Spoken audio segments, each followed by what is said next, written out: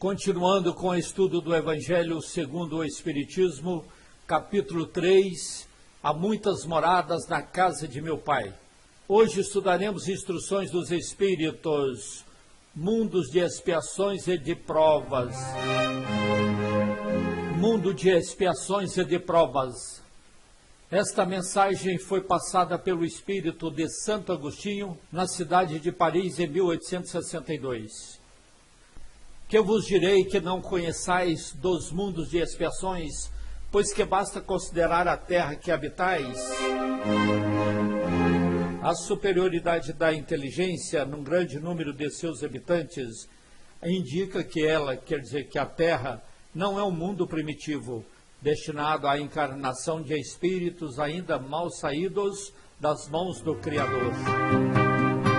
Suas qualidades inatas, quer dizer, as qualidades que os espíritos nasceram com elas, são a prova de que já viveram e realizaram um certo progresso, mas também os numerosos vícios a que se inclinam são o indício de uma grande imperfeição moral. Eis porque Deus os colocou num mundo ingrato para expiarem suas faltas através de um trabalho penoso e das misérias da vida, até que se façam merecedores de passar para um mundo mais feliz. Item 14. Não obstante, não são todos os espíritos encarnados na Terra que se encontram em expiação. As raças que chamais selvagens constituem-se de espíritos apenas saídos da infância e que estão, por assim dizer, educando-se e desenvolvendo-se ao contato de espíritos mais avançados. Vem a seguir as raças semicivilizadas, formadas por esses mesmos espíritos em progresso. Essas são, de algum modo, as raças indígenas da Terra, que se desenvolveram pouco a pouco, através de longos períodos seculares, conseguindo algumas atingir a perfeição intelectual dos povos mais esclarecidos. Os espíritos em expiação estão aí, se assim nos podemos exprimir, quer dizer, se assim nós podemos dizer, como estrangeiros. Já viveram em outros mundos, dos quais foram excluídos por sua obstinação no mal, que os tornava causa de perturbação para os bons. Foram relegados por algum tempo entre os espíritos mais atrasados, tendo por missão fazê-los avançar, porque trazem uma inteligência desenvolvida e os germes dos conhecimentos adquiridos. É por isso que os espíritos punidos se encontram entre as raças mais inteligentes, pois são estas raças mais inteligentes também as que sofrem mais amargamente as misérias da vida, por possuírem maior sensibilidade e serem mais atingidas pelos atritos do que as raças primitivas, cujo senso moral é mais obtuso.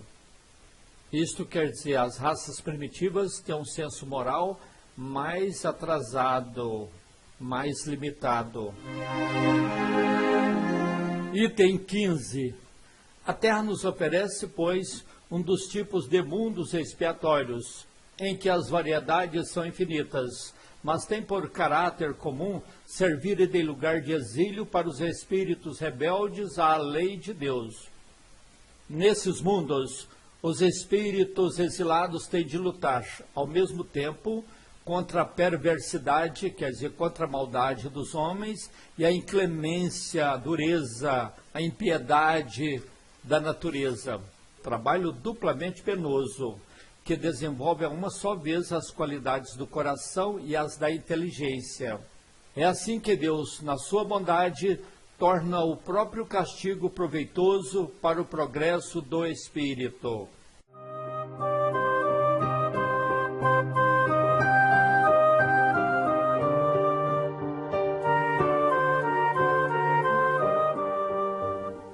Santo Agostinho começa o seu comentário sobre os mundos de expiações e de provas fazendo esse questionamento.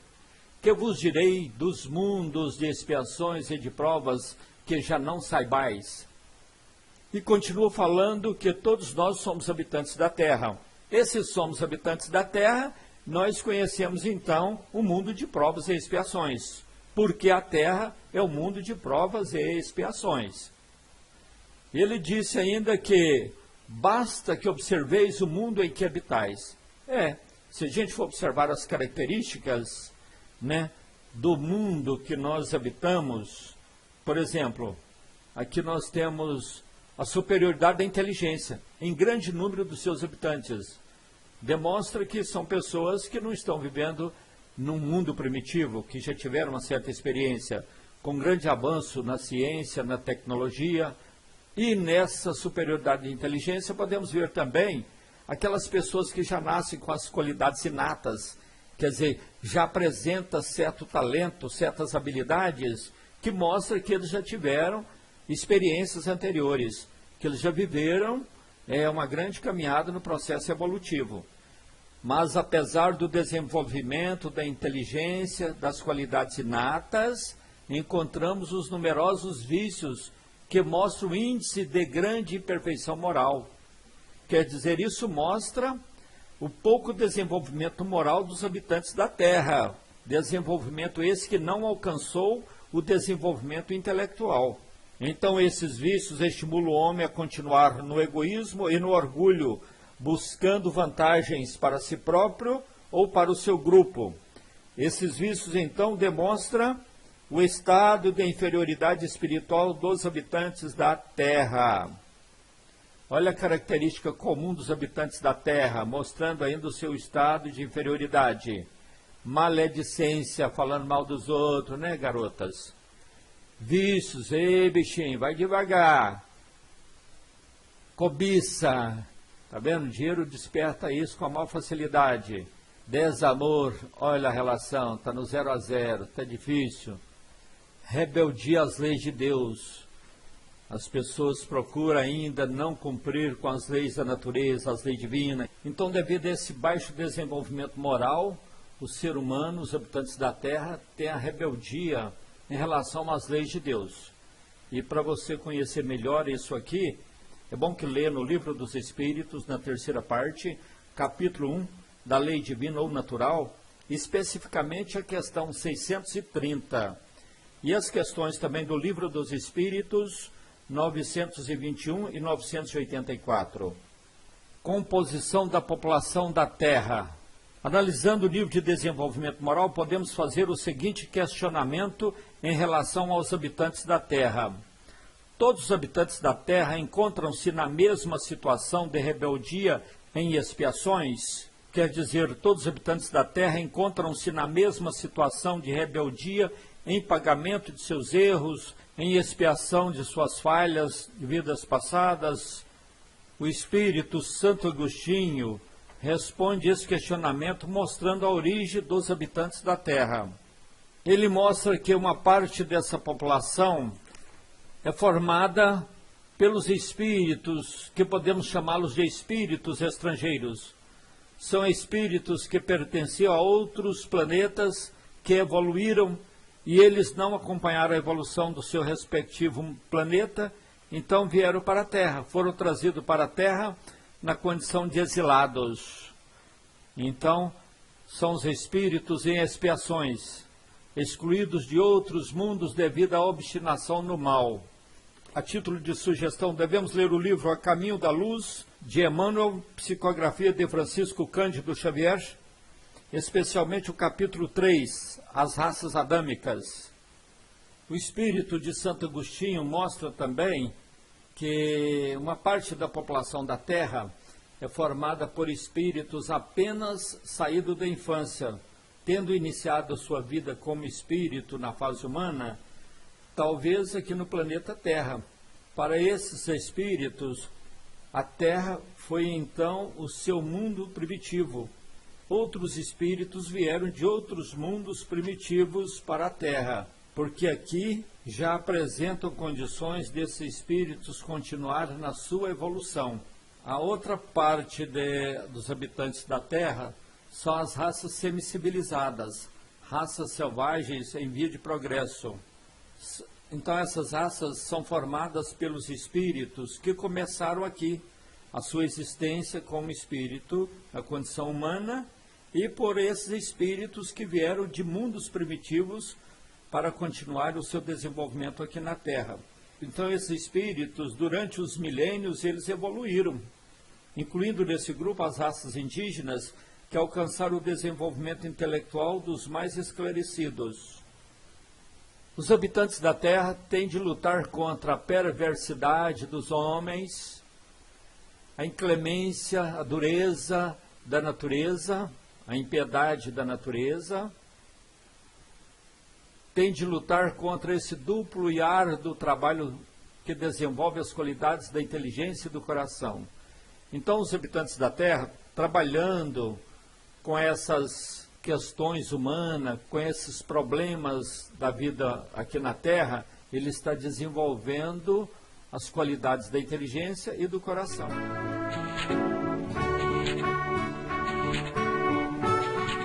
Continuando com o estudo do Evangelho segundo o Espiritismo, no capítulo 3, há muitas moradas na casa de meu Pai. Estudaremos agora Instruções dos Espíritos, Mundos Regeneradores.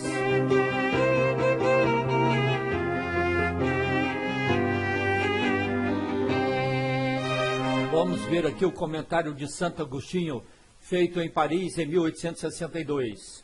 Item 16. Entre essas estrelas que cintilam na abóbada azulada, quantas delas são mundos, como o vosso, designados pelo Senhor para expiação e provas? Mas há também entre elas, essas estrelas, mundos mais infelizes e melhores, como há mundos transitórios que podemos chamar de regeneradores. Então, aqui dentro deste item, nesta primeira frase, fomos informados que essas estrelas que estão aí na abóbada celeste, na abóbada azulada, que a gente olha no firmamento e consegue ver principalmente à noite, quantas delas não são mundos como o nosso, mundo de prova e expiação? Mas há também entre essas estrelas mundos infelizes e melhores, como os mundos transitórios, os mundos que podem chamar de regeneradores. Entre os mundos transitórios podemos ver também os mundos transitórios que servem para os espíritos desencarnados. E sobre esse mundo podemos ler no Livro dos Espíritos, na segunda parte, capítulo 6, nas questões 234, 235 e 236. Continuando a leitura.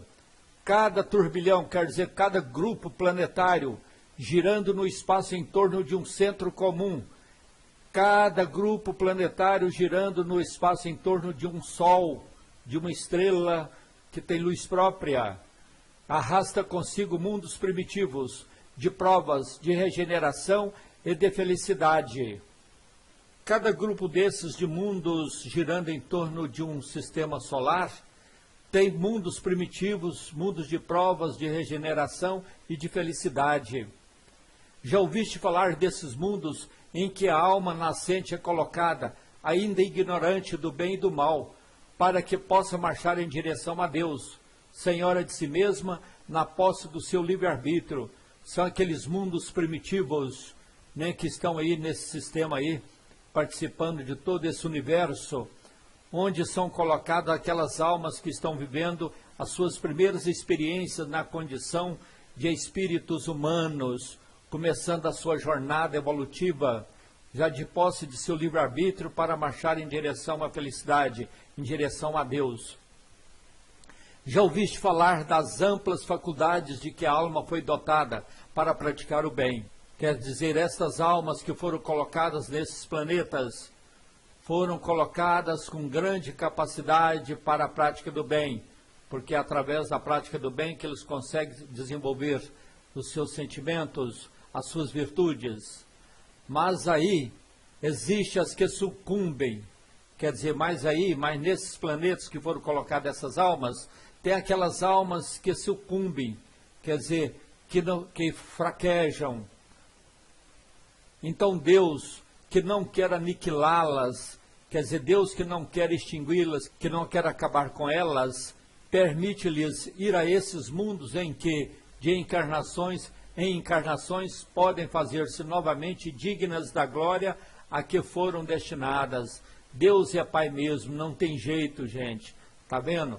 Então as pessoas, nós decaímos, nós sucumbimos perante as provas, perante as nossas experiências, mas Deus não nos aniquila, Deus não nos extingue, Deus não nos elimina.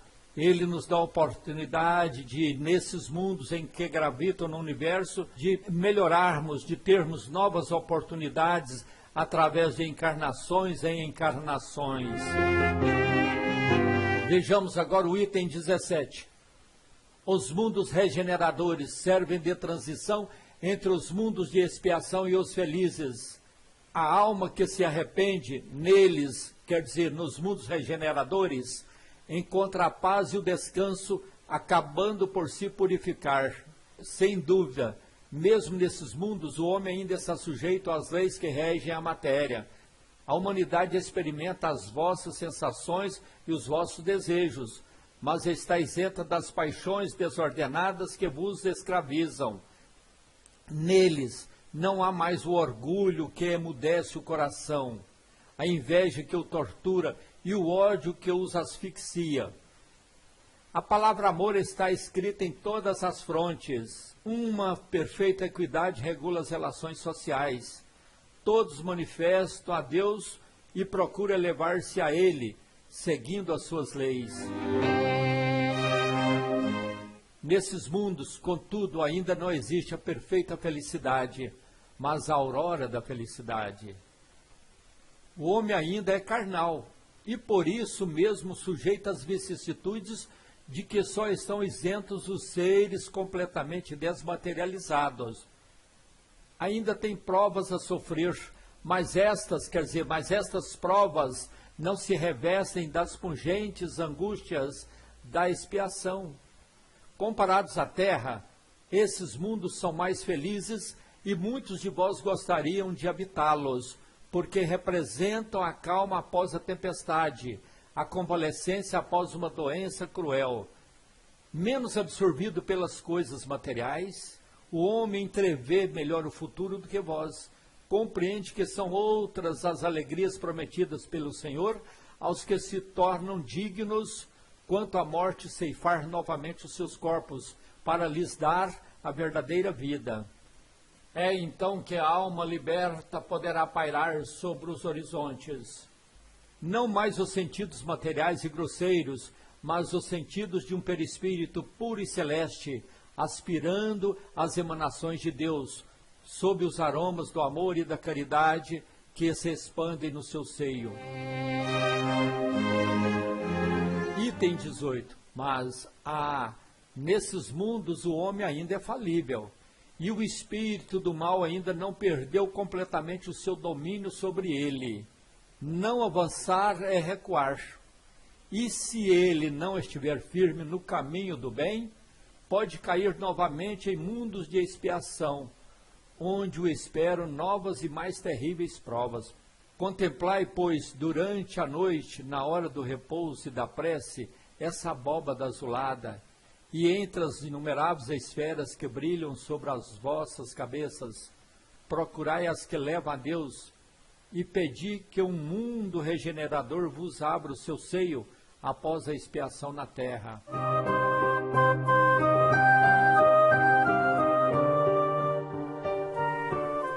Vamos analisar o comentário sobre os mundos regeneradores.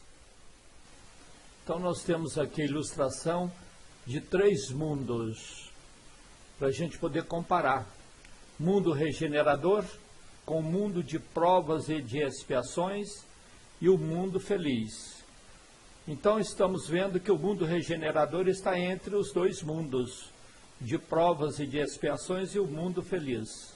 Lembrando que não existe só um mundo de prova e expiação, nem só um mundo regenerador e nem só um mundo feliz. Existem infinidades de mundos de cada categoria.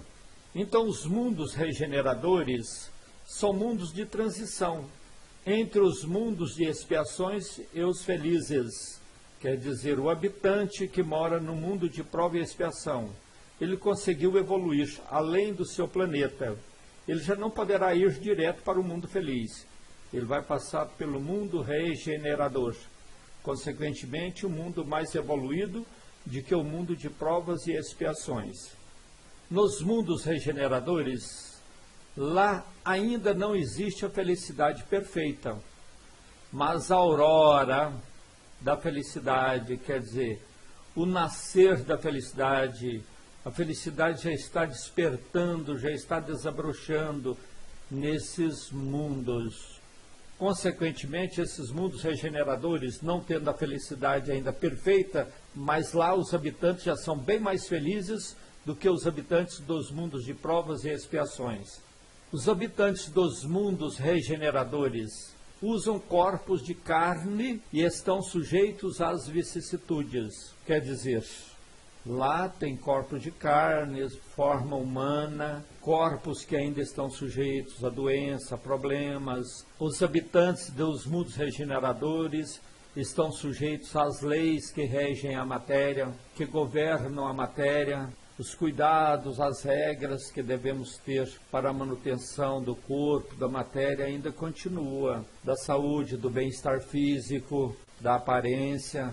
Lá, os seus habitantes experimentam as sensações e os desejos, porém, estão isentos das paixões desordenadas.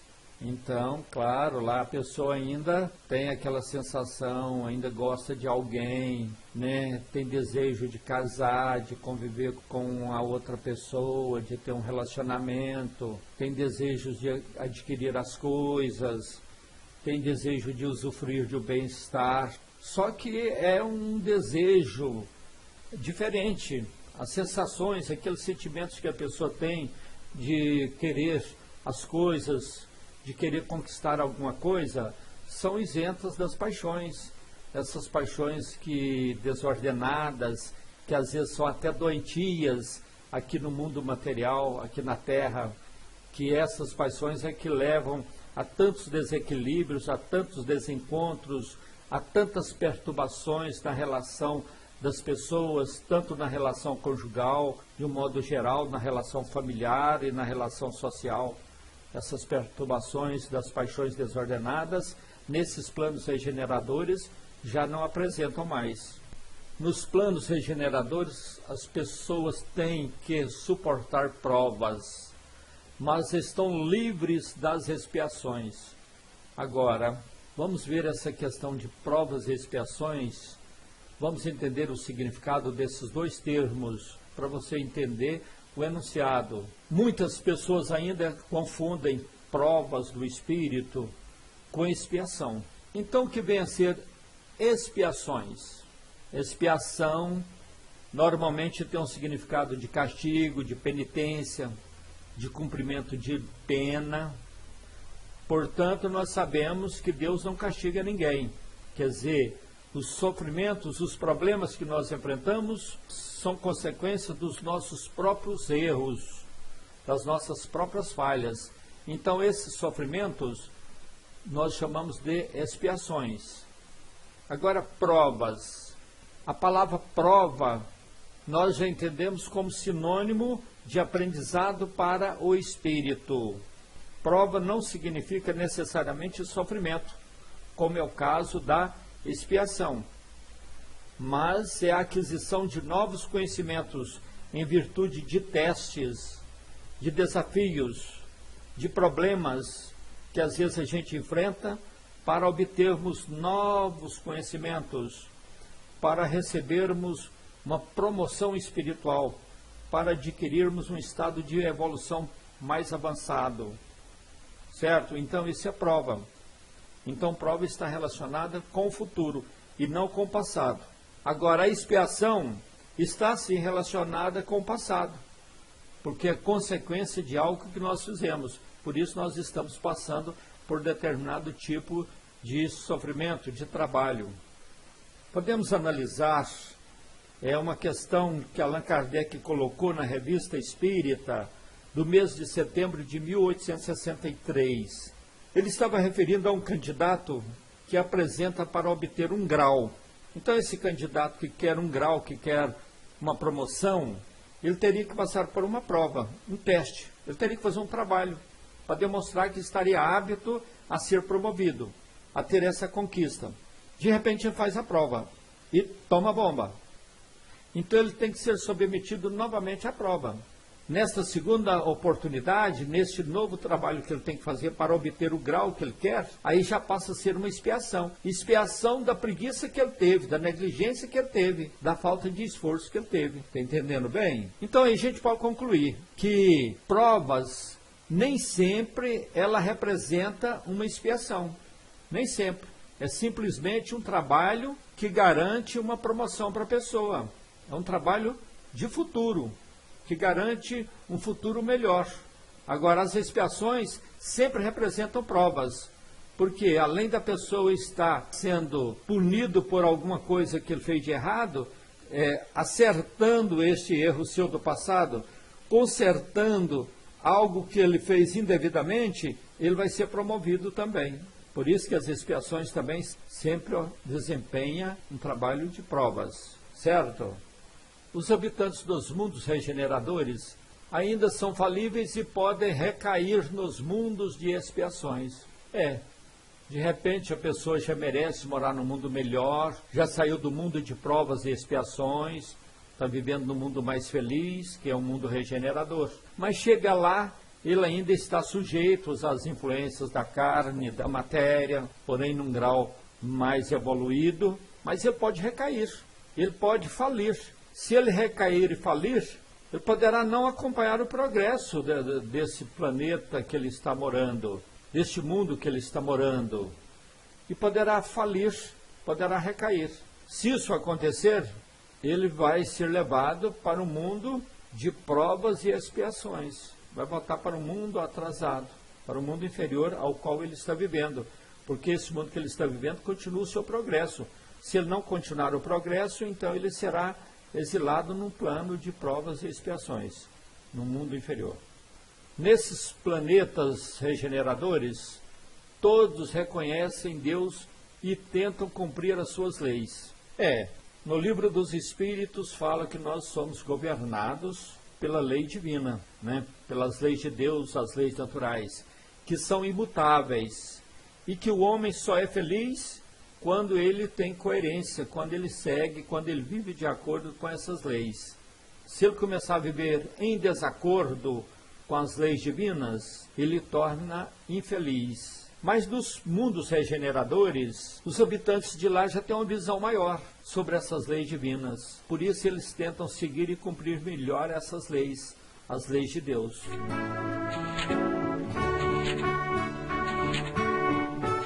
Continuando com o estudo do Evangelho segundo o Espiritismo, no capítulo 3, há muitas moradas da casa de meu Pai.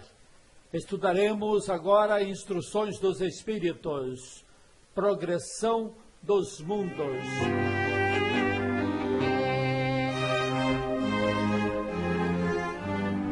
Progressão dos mundos é um comentário feito pelo Espírito de Santo Agostinho em Paris, no ano de 1862. Item 19. O progresso é uma das leis da natureza. Todos os seres da criação, animados, que têm vida própria, têm o princípio de vitalidade, e inanimados, quer dizer, não têm o princípio vital, estão submetidos a ela, quer dizer, a lei do progresso, pela bondade de Deus, que deseja que tudo se engrandeça e prospere. A própria destruição, que parece para os homens o fim das coisas, é apenas um meio de levá-las, quer dizer, levar as leis da natureza ligadas ao progresso, pela transformação a um estado mais perfeito, pois tudo morre para renascer e nada volta para o nada. Ao mesmo tempo que os seres vivos progridem moralmente, os mundos que eles habitam progridem materialmente. Quem pudesse seguir o mundo em suas diversas fases, desde o instante em que se aglomeraram os primeiros átomos da sua constituição, o veria percorrer uma escala incessantemente progressiva, mas em graus insensíveis para cada geração, e oferecer aos seus habitantes uma morada mais agradável, à medida que eles também avançam na senda do progresso. Assim marcham paralelamente o progresso do homem, o dos animais, seus auxiliares, o dos vegetais e o das formas de habitação, porque nada fica estacionário na natureza. Quanto esta ideia é grandiosa e digna da majestade do Criador, e como, ao contrário, é pequena e indigna do seu poder aquela que concentra a sua solicitude e a sua providência no imperceptível grão de areia da terra, e restringe a humanidade a algumas criaturas que o habitam. A terra, seguindo essa lei, a lei do progresso, esteve material e moralmente num estado inferior ao de hoje, e atingirá, sob esses dois aspectos, um grau mais avançado. Ela chegou a um de seus períodos de transformação e vai passar de mundo expiatório a mundo regenerador. Então os homens encontrarão nela, na terra, a felicidade, porque a lei de Deus a governará.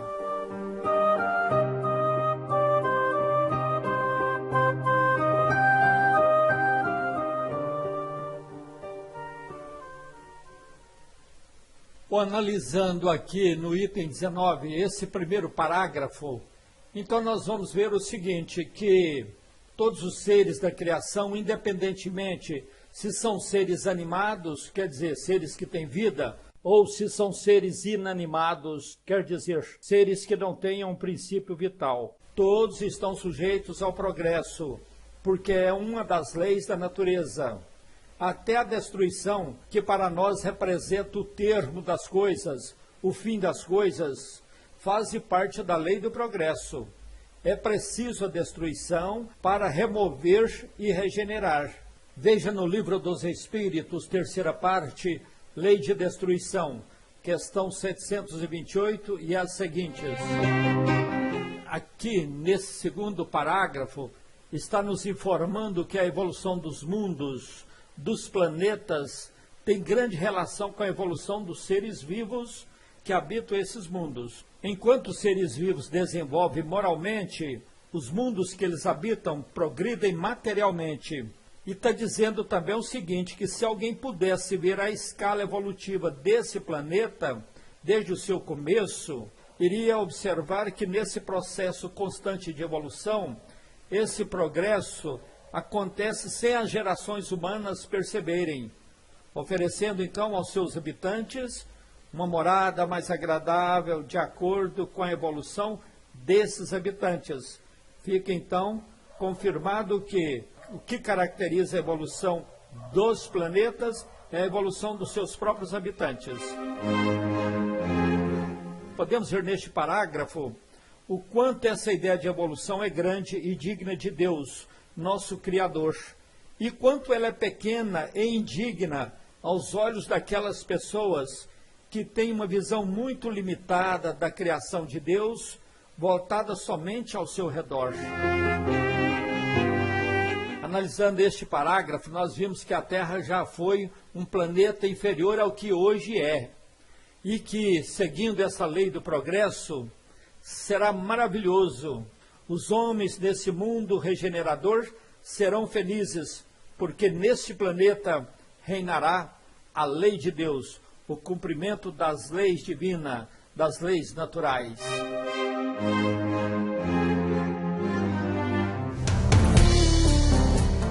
Queremos agradecer aos irmãos do Centro Espírita Fraternidade Allan Kardec, CEFAC, da cidade de Taguatinga, Distrito Federal, pelos materiais de estudo metódico da doutrina espírita que eles dispuseram na internet e dos quais nós estamos usando em nossos estudos das obras básicas e na montagem dos nossos vídeos.